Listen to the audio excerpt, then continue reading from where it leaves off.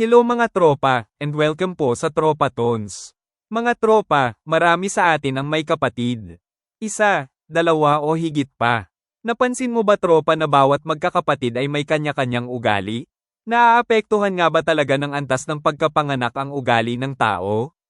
Ating alamin kung ano-ano ang pagkakapareha sa ugali ng panganay, gitna at bunso.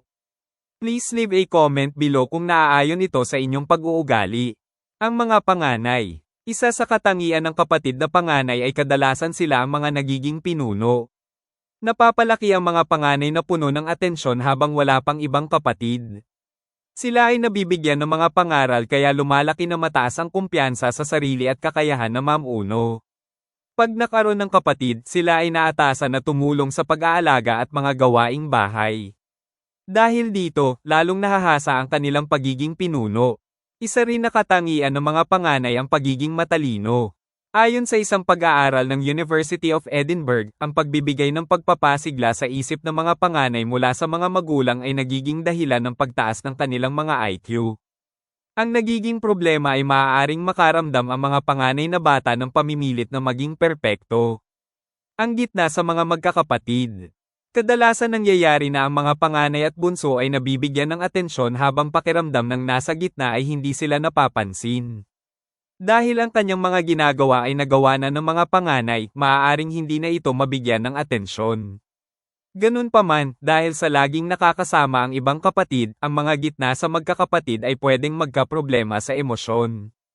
Ang mga gitna sa magkakapatid ay kadalasang nagiging artists o jokers para makakuha ng atensyon. Sila ay kadalasang mas malikhain upang mahanap ang kanilang sariling lugar. Isa pang ugali ng tao na gitna sa magkakapatid ang pagiging magaling na tagapagkasundo. Sila ay nasasanay sa pagbabati ng mga kapatid at nagiging magaling na leader din. Nahahasa ang kanilang kakayahan sa mga tao dahil sa posisyon nila sa magkakapatid, nakikita nila ang bagay sa parehong anggulo.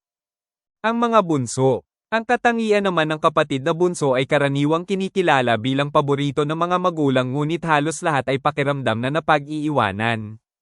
Ito ay dahil hindi nila magawa ang lahat ng kayang gawin ng mga nakakatandang kapatid.